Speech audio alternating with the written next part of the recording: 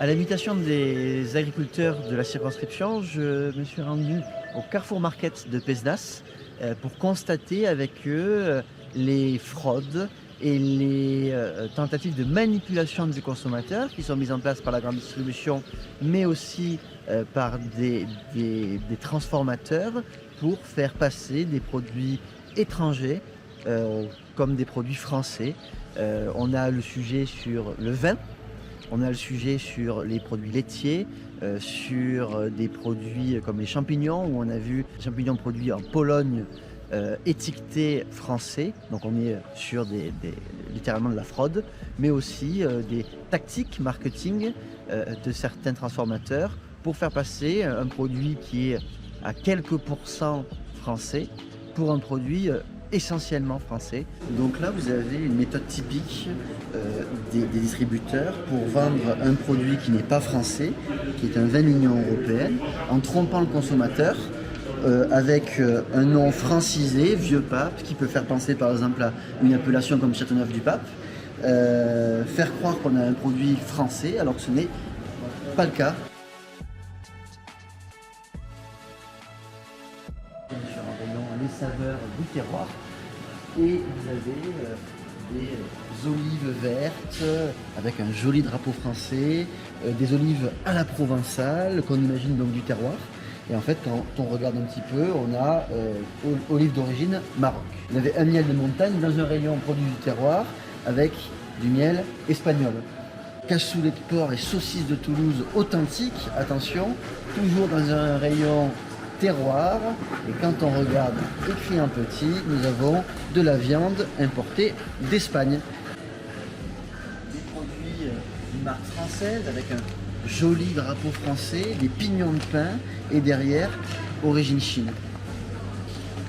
Donc il y a les méthodes pour tromper le consommateur, pour tromper les Français, en faisant croire que c'est du français, mais il y a aussi de la fraude. C'est-à-dire que là vous avez une étiquette, champignon pied coupé, origine France, et quand vous prenez le champignon de Paris, origine Pologne. Donc là, on n'est même plus sur de la tromperie du consommateur, là on est sur de la fraude.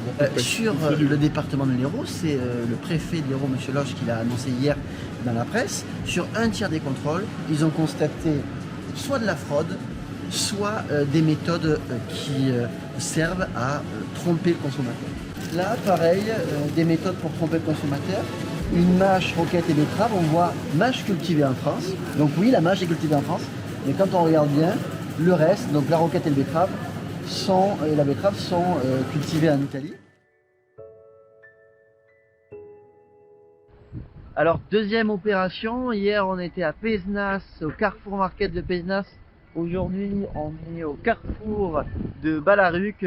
On a constaté exactement la même chose qu'hier, c'est-à-dire un stand de produits de région, de produits du terroir, avec des olives marocaines, avec des huiles d'olive importées, un stand du miel qui vient des quatre coins du monde. Il faut faire trois choses. De un, changer cette Union européenne. Changer cette Union européenne et ses règles de libre-échange qui pénalisent profondément nos agriculteurs. Deuxièmement, que la France fasse le boulot, que l'État français fasse respecter les règles françaises. Quand on voit de la fraude, c'est de la fraude. Des produits qui sont étiquetés français alors qu'ils ne le sont pas. C'est le rôle de l'État de faire des contrôles. Et dernière chose, il faut mettre au pas la grande distribution.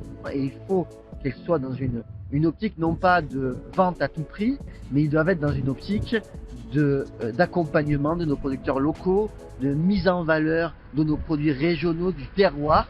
Alors on va continuer au salon de l'agriculture et on va faire entendre notre voix au salon et rencontrer les agriculteurs du territoire.